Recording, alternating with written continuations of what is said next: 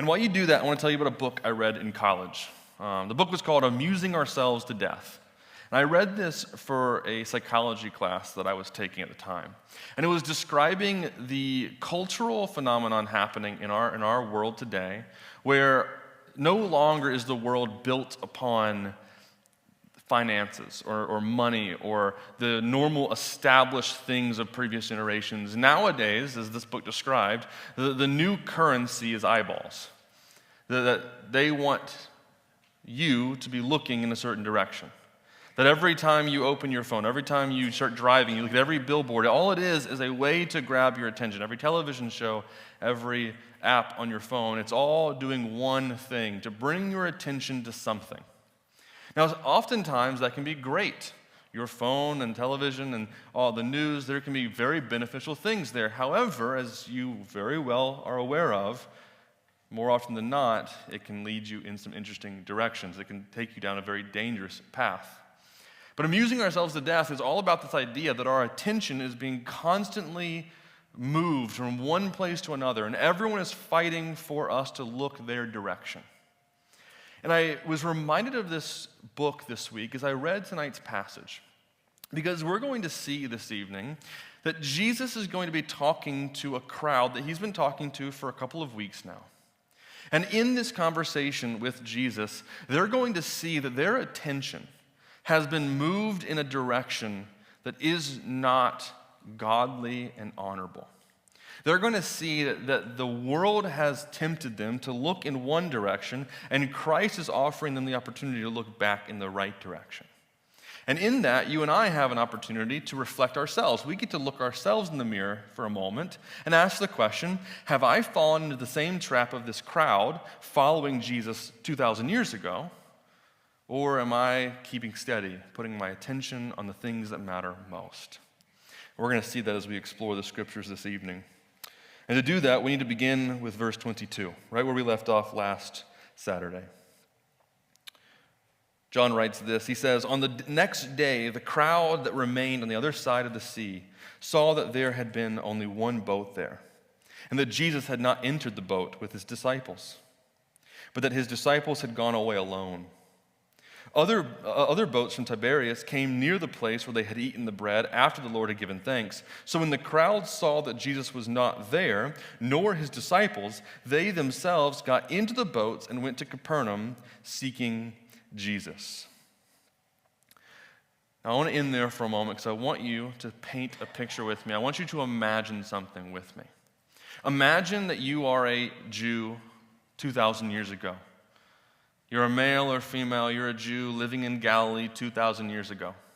And you're with your family one day and you're working your farm, your field, and out of nowhere you see two men you've never met before walking side by side. They claim to be disciples of this man, Jesus. Now you've heard rumors about this Jesus fellow, but you haven't met his disciples yet. And now two have arrived to your small town.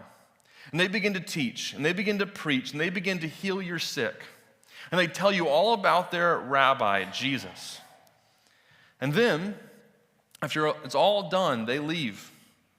But you and your family and some other families in the community start to talk amongst yourselves. And you say, hey, we want to follow them because we want to go meet Jesus. And so you get your stuff, you pack up your stuff, and you begin to follow these two disciples to Jerusalem. Now, the timing here couldn't be more perfect because you were already planning to go to Jerusalem for Passover. And so you and your family begin your journey a little earlier down to Jerusalem for Passover, but you're really going right now to meet Jesus. When you get there, you find the man you've been looking for, and now there is a crowd of thousands where every other disciple has arrived with their crowd of people. Jesus begins to teach and he begins to preach, and he doesn't just heal people, but he does other miraculous signs, things that only someone very special could do. And he begins to share things about who he is and what he's come to do that don't really make sense at the time, but you're very fascinated by it all. And so you've left Galilee to Jerusalem to come meet this man, and now, after you've heard him teach, you see that he gets up and he leaves Jerusalem and he begins to travel out into the wilderness. You have no idea why this man is doing this. Later, you'll find out that he was going to grieve his friend, John the Baptist, who was just executed. But at this current moment, you have no idea why he's leaving. All you know is the guy that you traveled early to Jerusalem to meet is walking away, and you want to see what he's going to do. And so you and thousands of other people have the same idea. You get up and you leave Jerusalem and you follow this man out into the wilderness. And as you approach the Sea of Galilee, this man, Jesus, stops, he turns around, and he shows compassion on you. He doesn't get angry that you followed him, even though he wanted to be alone. Rather, he shows compassion. And so he instructs his disciples to sit you down. And he takes a few loaves of bread and a few fish, no bigger than sardines, a snack from a young boy, and he multiplies this meal so that every person in the crowd eats until they are full, until they are satisfied. At the end of that meal, you start to hear in the crowd some conversation. It gets louder and louder, and before you realize it, there are chants breaking out. Jesus, take the throne, they say. We want you to be king, they tell Jesus. They're willing to take him by force and walk him back to Jerusalem and put him on the throne because he is the one they believe that will help them conquer Rome and conquer Babylon and conquer Assyria, any of their enemies. They think this is the man that's going to bring them salvation from their oppressors. In the midst of the chaos, you see Jesus from afar take his disciples down to the waters, tell his disciples to get in a boat and travel across the Sea of Galilee to Capernaum. As the disciples leave, you now see Jesus disappear up into the mountains to pray. And there ends your evening. You're in the middle of nowhere. Jesus is now gone, his disciples are gone, and that's where we pick up tonight. If you remember last week, we looked at what happened that evening. After the crowd had settled down for the night, and after Jesus finished praying in the mountains, we learned that Jesus then walked on water to meet his disciples in the middle of the sea. A storm is brewing, and they're in real danger, and Jesus gets in their boat. He calms the storm, and then immediately they're on the other side of the sea at Capernaum, at their final destination. The crowd, however, did not see this.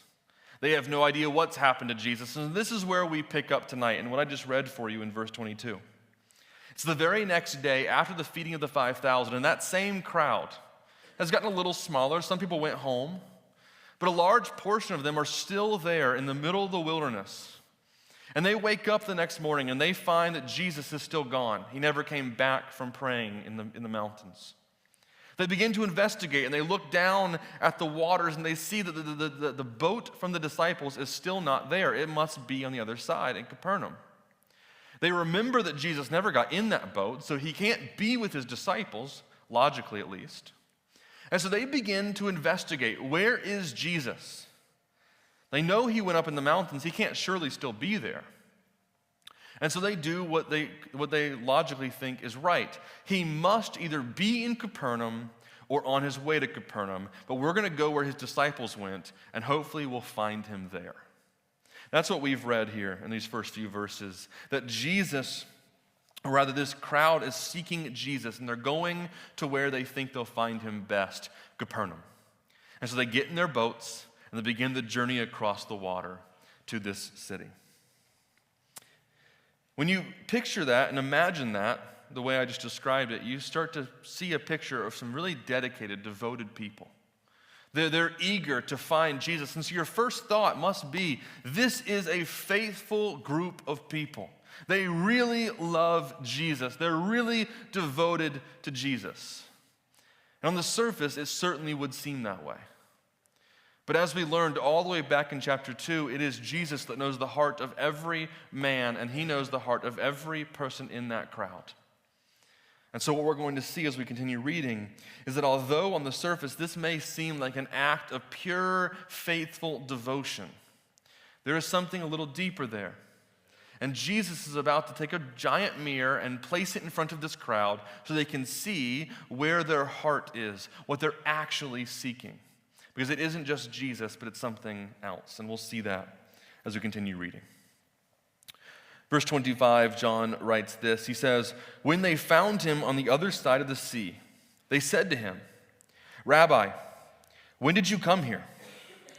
Jesus answered them, "Truly, truly, I say to you, you are seeking me, not because you saw signs, but because you ate your fill of the loaves. Do not work for the food that perishes, but for the food that endures to eternal life, which the Son of Man will give to you. For on him God the Father has set his seal." Then they said to him, "What must we do to be doing the works of God?"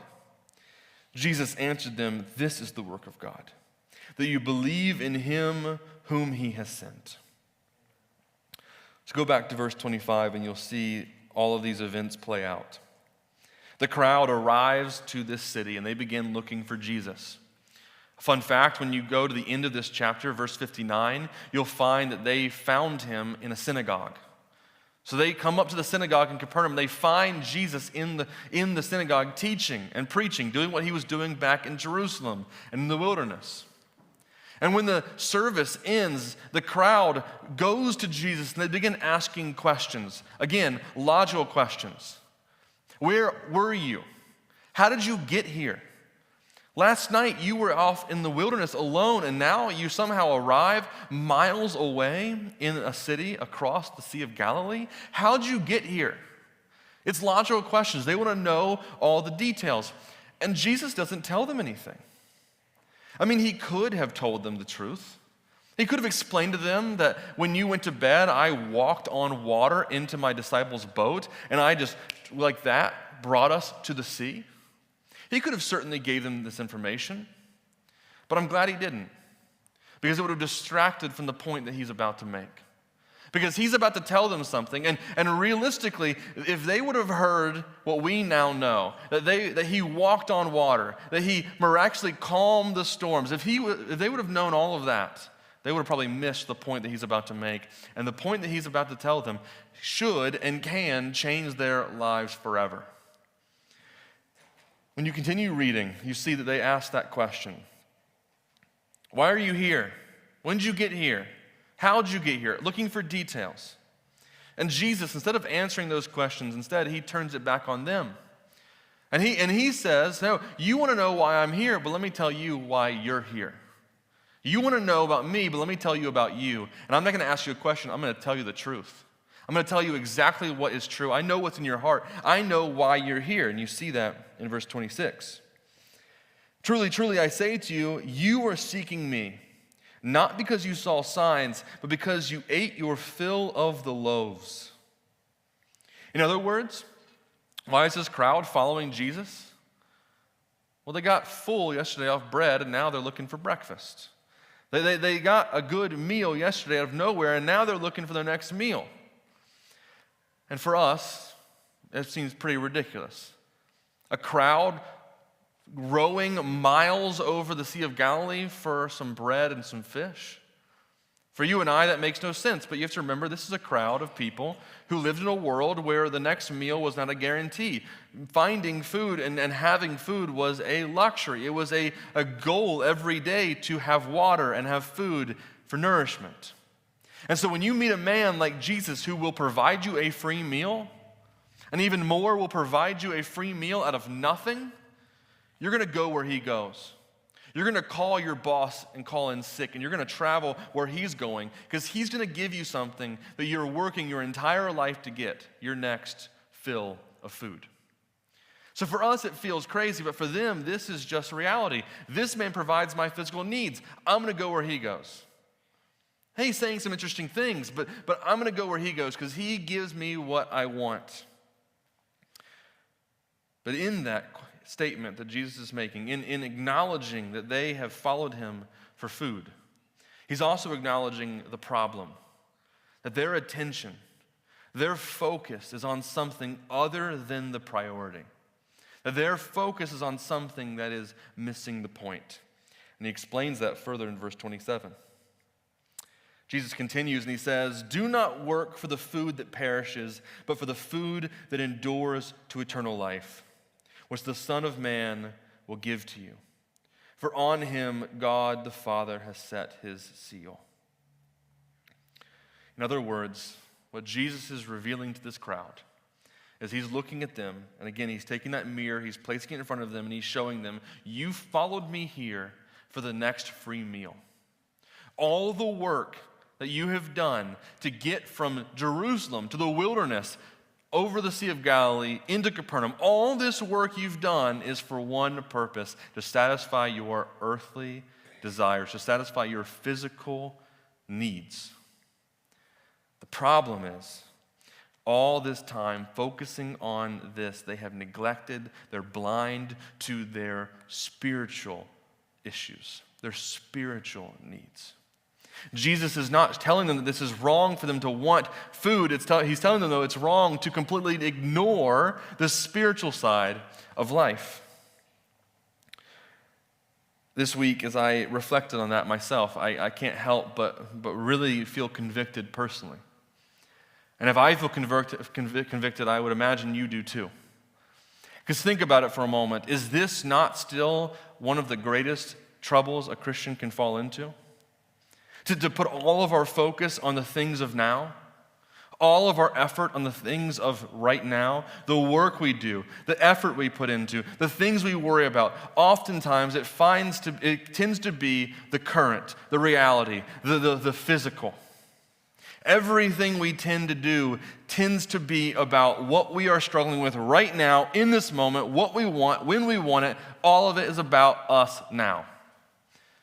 This crowd certainly was experiencing that. We'll go to Capernaum for a free meal. We don't really care about the other things he's saying, but man, if it's going to get us a meal, then sure, we'll go where he goes. And as I read that this week, I couldn't help but say, man, this is my life in a nutshell. I'm constantly thinking about the next task, the next thing, the next work.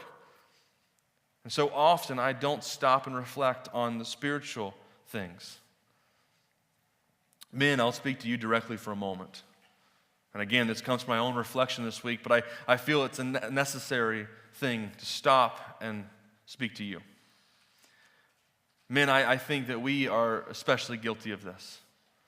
Because there are times in my life where I toss and turn, not able to sleep at night, worrying about the physical needs of my family. For those of you who are parents, I'm sure you feel the same way. Where you stop and you reflect and you're thinking about all the needs of your kids, all the needs of your family, making sure that there's food on the table and a roof over their heads, and you spend all of this effort and energy and stress worrying about if you are providing for their physical needs. That's good. Don't hear me wrong. That's good. But I had to stop for a moment this week and ask myself a question, and it was a serious question. Has there ever been a moment in my life where I've stopped and tossed and turned at night over the spiritual needs of my family? Have I ever stopped and worried about my child's soul, my wife's soul? I'm so good at worrying about making sure they have food on the table, which is a good thing, but I'm also so often neglecting the bigger problems, making sure that their spiritual lives are healthy. Men, I think we fall into this trap so often because we are the providers. We're the ones that want to make sure that we are taking care of our families. Again, a good thing. We should do that. But at the same time, there is an eternal problem, our soul, and whether or not it's being nourished. And that's something we should worry about as well. See, as believers, we have a unique position that we find ourselves in. The world doesn't have what we have because the world cannot think past the current, the moment, the temporary. You and I, though, have a different way of thinking, or at least we should. You and I have a chance to spend time thinking about the future. And I'm not talking about now or 5 years from now or 10 years from now. I'm talking about 1 billion years from now, where we get to actually think about the eternal. When we worry, we have things to worry about that go far beyond our 10-year plan for life. We have things to worry about far beyond that 30-year mortgage. We have things to worry about that go far beyond the temporary. We have the eternal things to put our mind on, to put our focus on. In 2 Corinthians chapter 4, verse 18, Paul writes, "We look not to the things that are seen, but to the things that are unseen. For the things that are seen are transient, but the things that are unseen are eternal." In other words, don't mishear me here either. In other words, what we are seeing is that as a believer, you have a unique opportunity, if you're willing to take it, to put your mind on things that are unseen, meaning things that have been promised for the future. We have the chance to focus on our eternal lives. Put our focus on the things that only matter past the moment this life ends. The world can't do that. The unbeliever can't do that. The only thing we can do in an unbelieving world is focus on what we can obtain right here, right now, in the next 50, 60 years. But the reality is, all of that will fade. And whether you're a believer or unbeliever, we can all agree at the end of this life, everything you've worked to gain now will end. Everything we've gained now will become empty because this life is over. And maybe you had 75, 85, 95 great years of building something here and now, but the reality is that's 95 years to an eternity. And for us as believers, we have the joy of putting our focus on something that will last 1 billion years, 100 billion years, 1 trillion years in the future. It'll go on forever and ever and ever. And right now, not later, right now, we can put our mind to that. Build that, focus on that. Now, don't mishear me, church. Am I telling you tonight that you should completely ignore the physical? Absolutely not. Men, am I telling you tonight to go home and quit your job and only focus on the spiritual? Absolutely not. Our Lord cares about the physical. That's not my point tonight, that he doesn't care.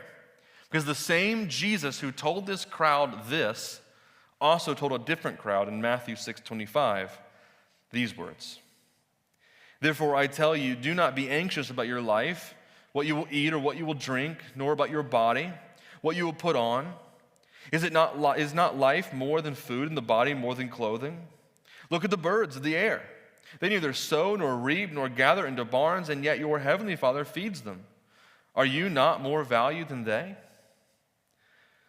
Later in that same conversation, that same message, he will offer them a blueprint to prayer, the Lord's Prayer. And in that prayer, he will describe, give us this day our daily bread. And so it is clear, the evidence presents itself. Our Lord, Jesus, cares about the physical, that our needs are met. But as you continue looking to the ministry of Jesus, you see that although he cares for his people, that their needs are met, he cares far greater for the spiritual needs that they're looking for. Because yes, he's come to fulfill some physical needs, but his main objective has come to fulfill a spiritual need that no one else can meet. He's the only one that could do it. He's the only one that has done it. And he's the only one that's offered us the truth, that he provides a spiritual need that no one else can give. And so what we have seen so far is Jesus present to this crowd a reality, a rebuke, if you will. Hey, you've put all your attention on things that don't matter. You've put all of your effort, all of your work on the temporary instead of the eternal. And if you continue reading to verse 29, you see their response to these words. Verse 28. Then they said to him, "What must we do to be doing the works of God?" By the way, this is the response of every man, every person who hears the truth of the gospel. This is our first response. What must we do? What work must I do, Jesus? Give me my tasks. Give me my orders. Give me my responsibilities. Surely I have something to do here. Give me my things to do. It's just works-based religion. It's the Jews' blueprint. It's the model. The Nicodemuses of the world are always living for this. Jesus, tell me what I need to do. Surely it's up to me. Just give me my list. And Jesus, in verse 29, gives them the reality. He says to them, "This is the work of God, that you believe in whom he has sent." Look at how look at all this together. Verse 28. What must we do to be doing the works of God? The works, plural. No, Jesus says this is the work, one work, singular work. This is the work of God, that you believe, that you put your faith in him whom he has sent. Who is that? It's Jesus Christ, of course. Growing up, when I was a teenager, when I was in high school, my dad, every other Saturday, when I would be at his house, would have a to-do list for me to accomplish. And it was basic stuff: mow the grass, rake the leaves, clean the room, all the kind of things you have a teenage son do for you as a to-do list. And every Saturday, I knew that this was coming. I had my idea of, hey, here's what I have on the list for today. And so if I wanted to plan my life for that Saturday, if I wanted to go and watch a basketball game at 3, I have to leave at noon, I could plan my day around the list that I've been given. I could plan around what I want to do, because realistically, because I have a list here, I can simply check those things off the list, put it in a corner, and forget about it. And then go live my life the way I want to live. Go live and do what I want to do. When I'm given a list, I had the opportunity to do it, move past it, and forget about it. Every once in a while, though, my dad would have a different goal in mind. We may have a big project at home. We have to do something in the house that he needs extra help on, or he's brought mulch in that we need to then mulch all the flower beds. Any big project, my to-do list went from a long list that I just need to do to one singular task: be here and help me. Whatever I need today, I need you to be here and do it. And if you have experienced anything like this, you know the feeling of a teenager being told, be here and do what I need. That was my least favorite day, because I knew that I had no say in the matter. I knew I had no way to build my life around what I wanted to do. My entire focus was now on helping him. It could mean drywall. It could mean mulch. It could mean anything. Whatever it looked like, he was going to have me do it. And my entire life was now not in my hands, it was in his. In a way, that's what we're seeing here tonight. I know I'm limiting it a little bit, but in a way, that's what we're seeing here tonight. This crowd of people have heard Jesus rebuke them, and he makes it clear. You are wasting your time. You're putting your attention in the wrong place. Your spiritual lives are empty. And they respond by basically saying, Jesus, fine, I get it, I hear you, you're right. Just give me my to-do list. Leave me be.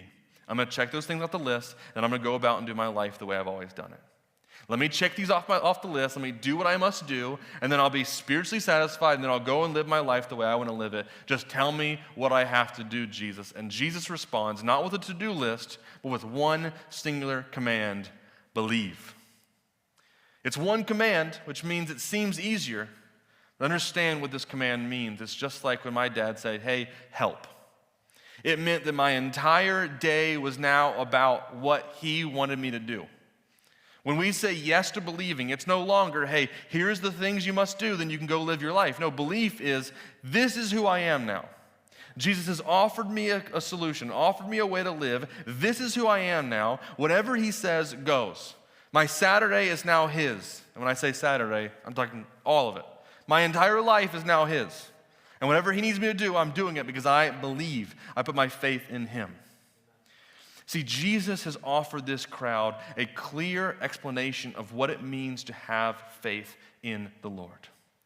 God has set his seal on the Son of Man, Jesus Christ, who's come to save humanity from themselves. Jesus has told this crowd, you have wasted your time on things that don't matter. Put your focus on me. Believe in me.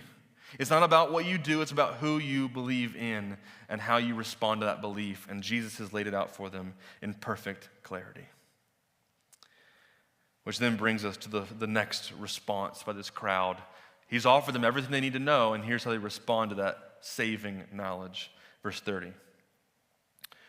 So they said to him, then what sign do you do that we may see and believe you?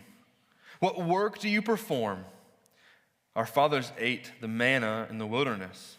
See, as it is written, he gave them bread from heaven to eat. Jesus said to them, truly, truly, I say to you, it is not Moses who gave you the bread from heaven, but my Father gives you the true bread from heaven. For the bread of God is he who comes down from heaven and gives life to the world. They said to him, sir, give us this bread always. And Jesus said to them, I am the bread of life. Whoever comes to me shall not hunger, and whoever believes in me shall never thirst. Now, if you go back to verse 31, you'll notice something.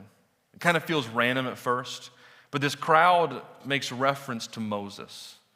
And I'm sure you know Moses, at least a portion of his story. You know who Moses was for the Jews, the important role he played in Jewish history.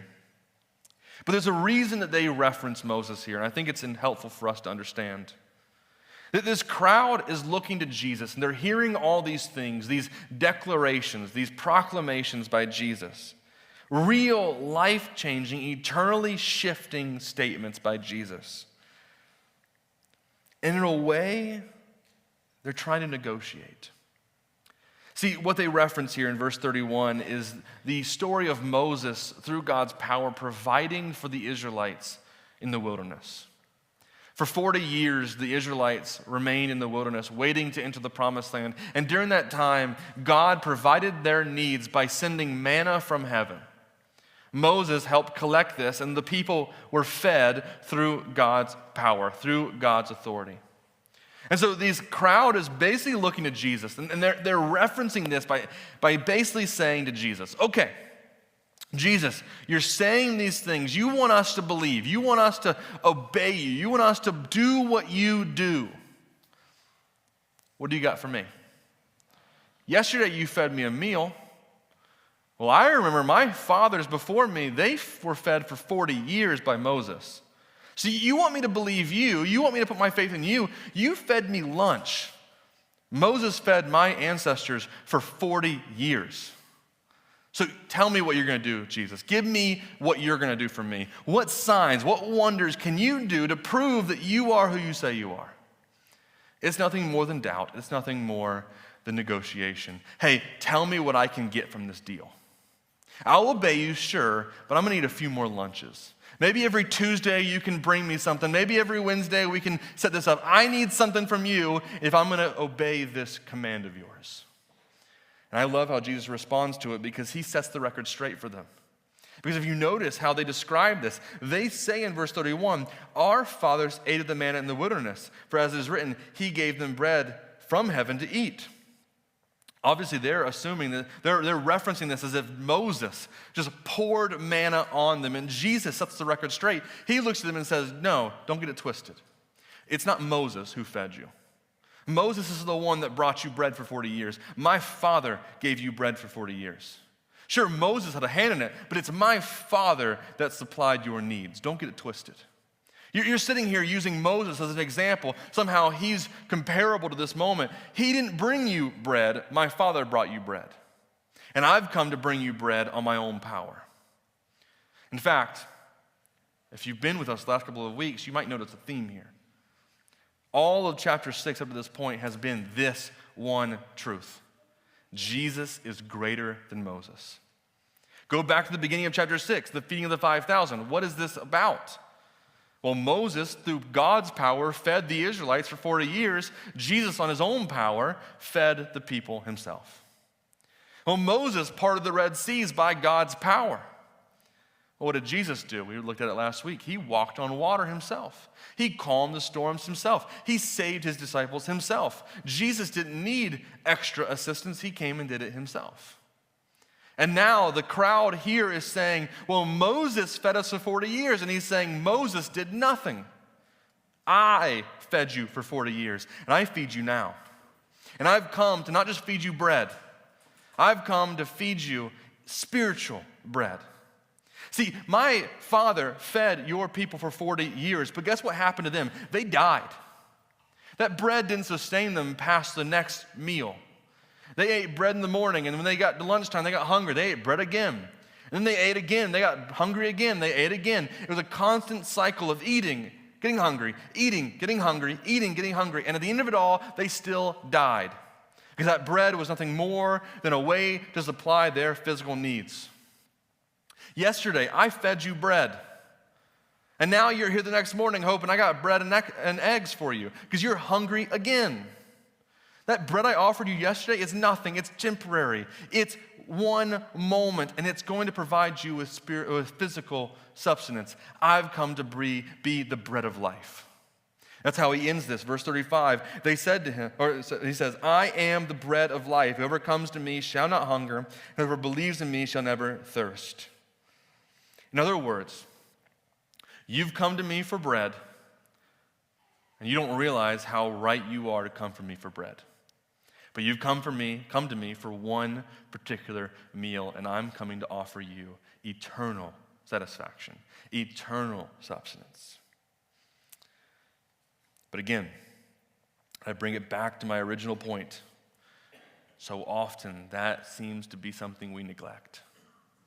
And I'm more guilty than any of you.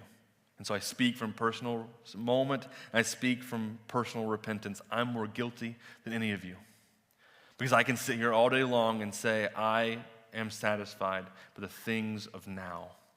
I can sit here all day long and find all the ways in my life where I have sought satisfaction from temporary gain. And if you're honest with yourself too, I bet you can do the same. Where you can find ways where you strive for temporary satisfaction. Maybe that next pay raise will make all our problems go away. That next house, our house is cramped. Too many kids in this one house. Maybe if we get a bigger one, then everything's going to be fine. We're going to be satisfied. Maybe if we get this, you go on that vacation, we do this, we experience this. If I just keep doing the things that I want to do, then maybe, just maybe, I'll be satisfied. But again, you have to understand, at the end of it all, what do you have? 80, maybe 90 good years, if you're lucky, where you've done everything you possibly can do here on earth, and you're going to ultimately end the same way we all do, unsatisfied. Because it was always and forever going to be temporary.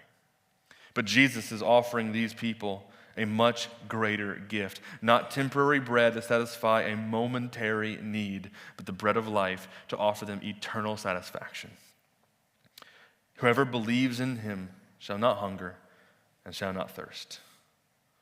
This is the promise of Jesus. It's not saying that we have no problems. It's not saying that we're not going to have any issues in life. It's saying that when we put our focus on something other than here and now, our entire way of life changes. It means that as we go through life, we can keep our focus over here on things that are temporary, or we can look over here at the things that are eternal. And even though the temporary is still going to cause us pain, we can look to the eternal and have far greater forever satisfaction. So for us as believers here, my only closing remark is an encouragement for you to reflect on these truths. And to ask yourself the question, what is driving the majority of my decisions? Again, I'm a guy, but I'm also a young adult. I'm in the early stages of adulthood, so I'm going to speak to the young adults here tonight too. We may have it the worst in this regard because our focus right now is what's next. Next job, next apartment, who am I going to get married to? Who am I going to be doing this with? Who am I going to do that with? How am I going to live this way? And it's all worry about the temporary, about the now. And again, I speak from experience. These things only lead to worry. It does not lead to satisfaction. I think all of us, though, can see this in our own lives in some way, shape, or form. And so we're going to close in worship as we always do. And during this time, I encourage you to pray and to reflect and to ask Jesus to take that mirror that he offered this crowd of people and to put it in front of your life and ask the question or offer you the answer. What in my life is driving the majority of my decisions? The temporary physical needs I have or the eternal forever needs?